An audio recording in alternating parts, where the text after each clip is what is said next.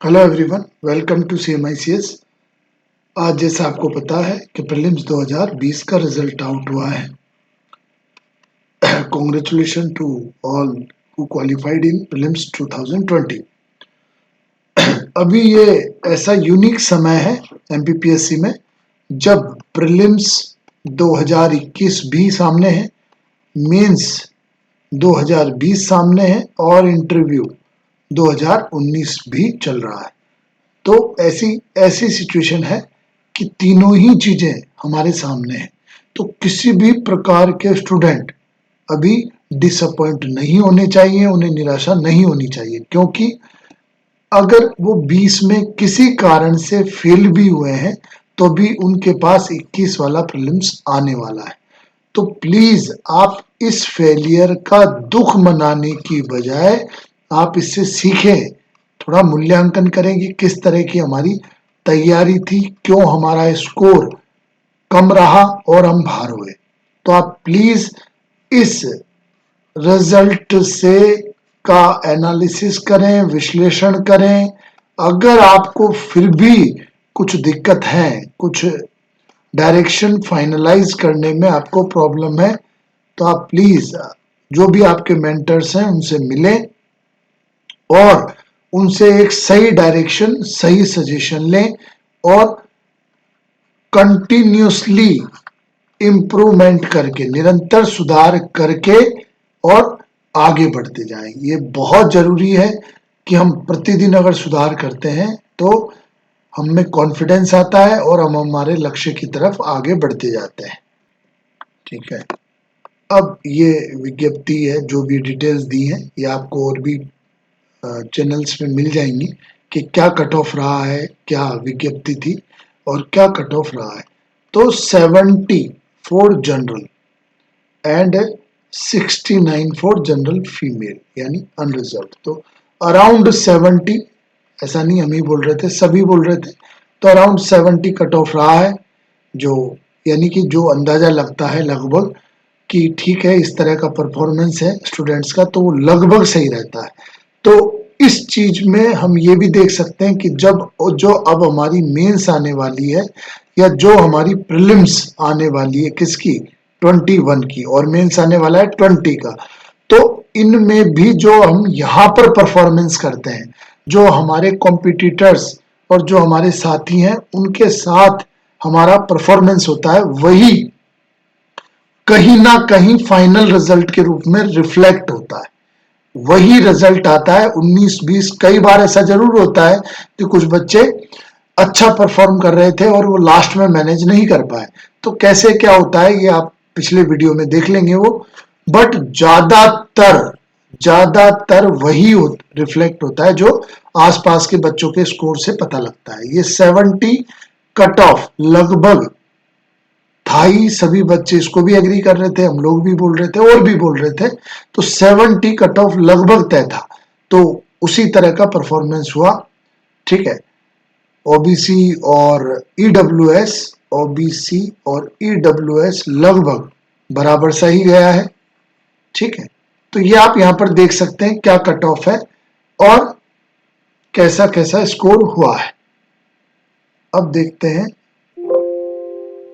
Next one. अब देखते हैं कि जिन्होंने मेंस क्वालिफाई किया है उनके लिए इसका क्या तात्पर्य है और क्या मतलब है। देखो, मेंस जो 20 है वो अप्रैल 22 में प्लान्ड है, जो कैलेंडर आया है उसके अनुसार ये 22 में होना है। इश्यूज क्या है, इश्यू है कि 21 का प्रीलिम्स भी उसी में प्लान्ड है। 21 जो कैलेंडर में दिया गया है, तो 21 का प्रीलिम्स भी होना है और कोविड या ओमिक्रॉन के मामले बढ़ते जा रहे हैं, तो इस सिचुएशन में अप्रैल में होना, ये एक बच्चों के बीच में प्रश्न आ सकता है। पर फिर भी क्योंकि पिछले 19 के मेंस से हमारा अनुभव है कि जो आयोग ने डेट दी थी, ऑल दो कि कंडीशंस थोड़ी अनुकूल नहीं थी, पर फिर भी आयोग ने उस मेंस को करवाया और बच्चों ने जो इस थोड़ी सी सोच में थे कि पता नहीं हो सकता है कि पोस्टपोन्ड हो जाए तो वह अपनी तैयारी को ऐसी फाइनल टच नहीं दे पाए, और वो भी कारण रहा कईयों का। तो हम मान के चलते हैं कि जब तक अगला नोटिस नहीं आता है अप्रैल में ही मेंस होगा। अब अगर अप्रैल में मेंस होता है तो ऑब्वियसली कि फर्स्ट वीक में ही प्लान हो सकता है, और वर्स्ट सिनेरियो अगर हम माने वर्स्ट सिनेरियो तो फर्स्ट वीक ऑफ अप्रैल में प्लान हो सकता है। तो अगर आज से ही काउंट करें तो there are 76 days are remaining. ठीक है, तो ये अपने लिए खुद में एक चैलेंज है कि मेंस अराउंड 80 डेज में प्रिपेयर करना। तो आप इसके लिए बहुत अच्छे से प्रिपेयर रहें, और आप मान के चलें कि आपका अप्रैल में ही होगा जब तक कि नोटिस नहीं आता है। और अगर होगा, क्योंकि 24 अप्रैल को प्रीलिम्स है, तो फिर कहीं ना कहीं मिड में हो सकता है, लेकिन हम अगर फर्स्ट वीक में मान के चलें तो ज्यादा बेहतर। हमें इसे कन्वर्ट करना चाहिए। इस मेंस का कोई मतलब नहीं है, या इंटरव्यू का भी कोई मतलब नहीं है, जब तक कि हमारे फाइनल लिस्ट में नाम नहीं होता है। मेंस इस प्रोसेस में, जैसा कि आपको पता है, सबसे ज्यादा इंपॉर्टेंट है। 1400 मार्क्स का वेटेज है और 175 है इंटरव्यू। तो अगर हम यहां पर अच्छा स्कोर कर लेते हैं, तो इंटरव्यूज का हमारे ऊपर ज्यादा दबाव नहीं रहेगा और हम बहुत अच्छी रैंक इंश्योर कर सकते हैं। तो मेंस बहुत इंपॉर्टेंट है, ये सबसे ज्यादा इंपॉर्टेंट है, इसलिए आप इस फेज पर बहुत अच्छे से फोकस कीजिए। You have to focus on this stage. Civil services में आप ये मान के चलें कि अगर आपके जैसे कट ऑफ अगर फाइनल 950 है और अगर आपके 949 भी हैं, तब भी यू वॉन्ट गेट एनीथिंग, आपको कुछ नहीं मिलेगा। इसलिए अगर हम एक स्टेप भी आगे बढ़े हैं तो हम ये इंश्योर करें कि फाइनली हम मिनिमम कट ऑफ को क्लियर करें, हर स्टेज की हो, और हमारा नाम फाइनल लिस्ट में रहे। इसलिए आप मेंस पर स्पेशल फोकस कीजिए और इस पर विशेष ध्यान दीजिए। ठीक है, तो इसको आप बिल्कुल भी लाइटली नहीं ले सकते, बिल्कुल भी हल्के में इसको नहीं ले सकते। आप ये समझें कि इस एग्जाम का बहुत अच्छा महत्व है, बहुत अच्छी चांस है। इवन अगर हम यूपीएससी में भी रहते हैं तो आईएएस, आईपीएस, आईएफएस के बाद आईआरएस और लोकल डीसी लगभग बराबरी है, और डीसी का कई बार ज्यादा अच्छी अपॉर्चुनिटीज रहती है, अच्छी वर्किंग कंडीशन रहती है, अच्छे सीखने को अवसर मिलते हैं। ठीक है, तो आप फोकस कीजिए मेंस पर। ओवरऑल हमारा कहना यह है कि मेंस पर आप सब कुछ अपना मैक्सिमम दीजिए। ठीक है, अब यह है कि अगर 76 डेज हैं तो व्हाट वी शुड डू, हम क्या करें। तो आपके पास ऑप्शंस हैं। अगर आपका जैसे आप मेंस की क्लासेस कर सकते हैं, लाइव आंसर राइटिंग जैसा प्रोग्राम जिस भी नाम से हो वो आप ले सकते हैं, और टेस्ट सीरीज आप कर सकते हैं। ये 3 ऑप्शन हैं जिनको हम डिटेल में डिस्कस करेंगे। हमें मेंस को कैसे भी लाइटली नहीं लेना है और बहुत अच्छा इस पर प्रदर्शन करना है, ताकि आगे हम ये इंश्योर कर सकें कि हम कुछ ना कुछ तो हमको लिस्ट में मिलेगा। ठीक है, तो ये फेज उसके लिए एकदम उपयुक्त है। मेंस क्लासेस जिनका सिलेबस पर कमांड नहीं है वो इस तरफ जा सकते हैं कि उनका पूरा सिलेबस कवर नहीं है, क्योंकि हर यूनिट का बराबर वेटेज है और सभी यूनिट को अच्छे से कवर करना इंपॉर्टेंट है। जिनका कॉन्सेप्चुअल क्लियरिटी नहीं है, उनको किसी विषय वस्तु की समझ नहीं है, किसी सब्जेक्ट की समझ नहीं है, वो क्लासेस में डिस्कस होता है, टीचर डिटेल में पढ़ाता है, तो एक तरह तो याद भी होता है और थोड़ी सी समझने में भी आसानी रहती है। कुछ बच्चे ऐसे होते हैं जो रेगुलर और लंबे घंटे तक नहीं पढ़ पाते हैं, है ना, वो उनकी सिटिंग अच्छी नहीं होती है, और वो रेगुलरली अभी 4-5 दिन या 10 दिन तो वो उत्साह में रहेंगे, लेकिन उसको लंबा नहीं चला सकते। तो खुद को पहचानिए, जुडिशली डिसीजन लीजिए, बहुत अच्छे से आप खुद का डिसीजन लीजिए, खुद को पहचानिए। और अगर आप ऐसे हैं जो लंबा नहीं बैठ सकते तो आप बिल्कुल क्लासेस में बैठ के और कोर्स कवर कीजिए।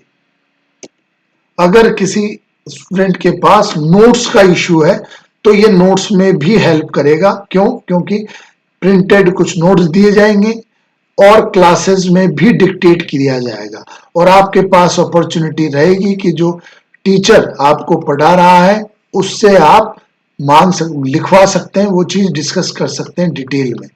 तो ये आपके पास एक अपॉर्चुनिटी है। इश्यूज क्या है? 76 डेज, बहुत कम समय बचा है। तो ये किस तरह से चीजें कवर होंगी, क्योंकि जहां 7, 8 और 9 महीने तक समय लगता है उसे 76 डेज में कराना किस तरह से पॉसिबल है। फिर इशू ये भी है कि लाइव आंसर राइटिंग पर भी साइमल्टेनियसली कमांड करनी है, क्योंकि अगर आंसर राइटिंग अपन ने नहीं की, अपन अच्छे से आंसर लिखना नहीं सीखे, तो फिर जो हमारा नॉलेज है, जो हमारा ज्ञान है, उसको हम नहीं लिख पाएंगे, तो उसका कोई ज्यादा प्रभाव फिर नहीं पड़ता है, और जो हमारी कैपेबिलिटीज हैं उसको हम नहीं यूज कर पाएंगे।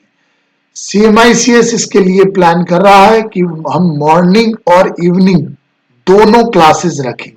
लाइक आपका हाफ कोर्स मॉर्निंग में होगा और आपका हाफ कोर्स इवनिंग में होगा। मॉर्निंग सेशन में भी आपको आना होगा अराउंड 4 आवर्स, और इवनिंग सेशन में भी आपको आना होगा अराउंड 4 आवर्स।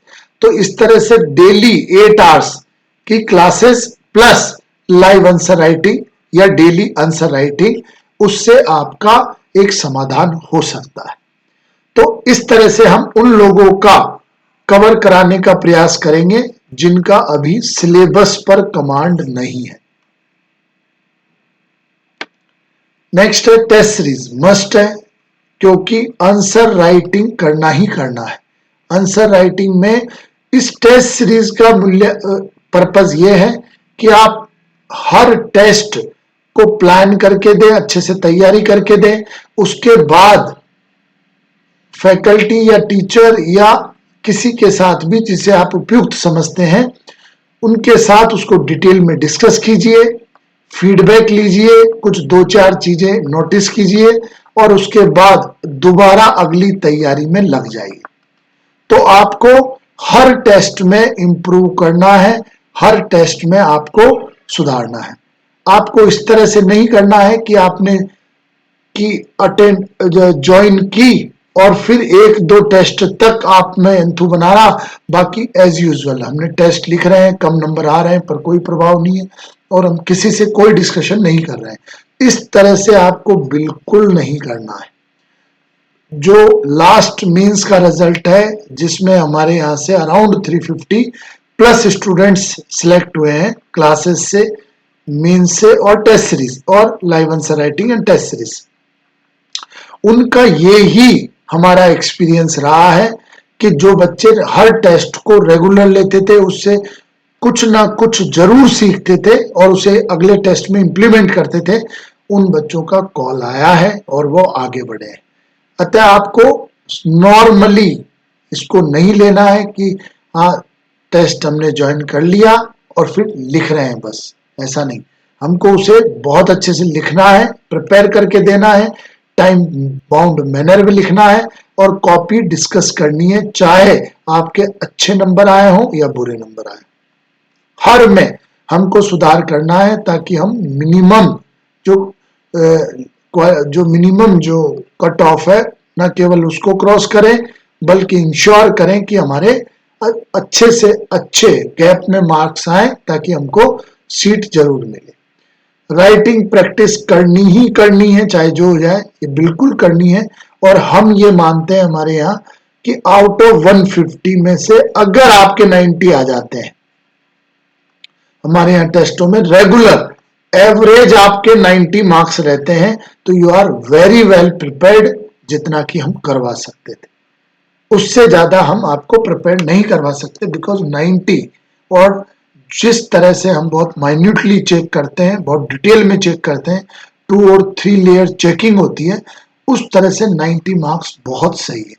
ठीक है, तो अगर आपके 90 मार्क्स आते हैं एवरेज आउट ऑफ 150, तो आप बहुत अच्छी दशा में हैं।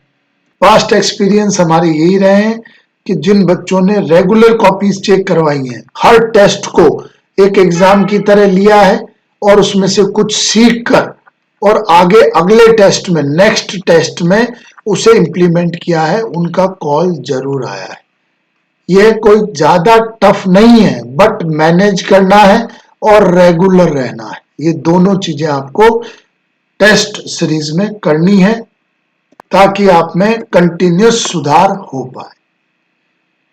आपको हर टेस्ट में सुधार करते हुए, हर टेस्ट में सुधार करते हुए और कुछ ना कुछ डिफरेंस क्रिएट करना है अगले टेस्ट में, यानी कि आप और बेहतर होते जाएं। सिर्फ रेगुलर काम की तरह नहीं लेना है, हर टेस्ट को डिस्कस करना है, हर टेस्ट को आपको डिस्कस करना है, इसका स्कोर डिस्कस करना है। नीड प्लॉटिंग एंड मॉनिटरिंग, हालांकि हम आपको कई बार बोल रहे हैं कि आप प्लॉट करें, है ना, और मॉनिटर करें, पर अब हमने इन हाउस टीम बनाई है जो आपका टेस्ट 1, 2, 3, 4, 5, 6 जितने भी टेस्ट हैं उनका स्कोर मॉनिटर करेगी, उनका स्कोर और आपका परफॉर्मेंस मॉनिटर करेगी कि आप किस तरह से परफॉर्म करते जा रहे हैं, और इस परफॉर्मेंस, अच्छी परफॉर्मेंस का कारण क्या है तो उनको हम स्ट्रॉन्ग करवाएंगे, और बुरी परफॉर्मेंस का कारण क्या है उनको हम दूर करवाएंगे। ठीक है, तो ये इन हाउस मॉनिटरिंग अब हम करेंगे। इसके लिए, इस मॉनिटरिंग के लिए हमने डेली 12 to 3 PM का टाइम आप मुझसे मिल सकते हैं, आपकी कॉपी डिस्कस कर सकते हैं, आपकी आंसर राइटिंग डिस्कस कर सकते हैं every day from Monday to Saturday. Every day you can come at 12 PM। 12 से 3 बजे का टाइम कॉपी डिस्कशन का रहेगा। मीन्स की कॉपी हम आपकी डिस्कस करेंगे कि आपकी क्या कमी है और अच्छा आप क्या कर सकते हैं। तो आप प्लीज इसमें आइए और अपनी कमियों को ढूंढिए और उन्हें सुधारिए। लाइव आंसर राइटिंग एक ऑप्शन है, ऑल्दो कि समय कम है, पर फिर भी ऐसे बच्चे जिनका थोड़ा बहुत सिलेबस कवर है, ऐसा नहीं है कि उनकी पूरा ही सिलेबस कवर नहीं है, और उनका थोड़ा बहुत सिलेबस कवर है बट उनको स्पीड भी नहीं है, उनकी राइटिंग स्पीड भी नहीं है, उनकी फ्रेमिंग नहीं है, उनको इंट्रो कंक्लूजन लिखना अच्छे से नहीं आता है। यानी तो वो इंट्रो कंक्लूजन अब सिर्फ 11 मार्कर में ज्यादा रहा है। 5 मार्कर में आप वहां यूज कर सकते हैं जहां आपके पास सफिशिएंट मैटर नहीं है, सफिशिएंट लिखने को पॉइंट्स नहीं है, वहां आप इंट्रो कंक्लूजन 5 मार्कर में एक एक लाइन का यूज कर सकते हैं। ठीक है, तो अगर आप इस तरह से हैं कि आपका सिलेबस कुछ पार्ट कवर भी है, फुली कवर्ड भी नहीं है, बट आप टेस्ट सीरीज लिखने की कंडीशन में नहीं है, जैसे आपकी स्पीड नहीं है, आपकी फ्रेमिंग, आंसर को तोड़ना नहीं आता, आपको इंट्रो कंक्लूजन पर कमांड नहीं है, तो आप लाइव आंसर राइटिंग को कुछ दिन के लिए ज्वाइन कर सकते हैं और उस पेपर के लिए ज्वाइन कर सकते हैं जिस पेपर में आप वीक है। जैसे फॉर एग्जांपल पेपर 3 इस बार एकदम डिसाइडिंग होने वाला है। पेपर 3 में बहुत अच्छे मार्क्स आपके आ सकते हैं, इवन यू कैन स्कोर 80% और मोर देन दैट। आपके 80% तक मार्क्स इस पेपर में आ सकते हैं, 70 to 80%। तो 3rd पेपर बहुत डिफरेंस क्रिएट करेगा। प्लीज फोकस ऑन इट, इस पे फोकस कीजिए, इसे बहुत अच्छे से प्रिपेयर कीजिए। तो जैसे स्पेसिफिक पेपर की आप लाइव आंसर राइटिंग कर सकते हैं, कुछ दिनों के लिए कर सकते हैं। ये क्या करेगा, इसमें इस प्रोग्राम का ऐसा डिजाइन है कि आपको 10 से 15 दिन के बीच में आपकी आंसर लिखने की शैली को स्मूथ करेगा।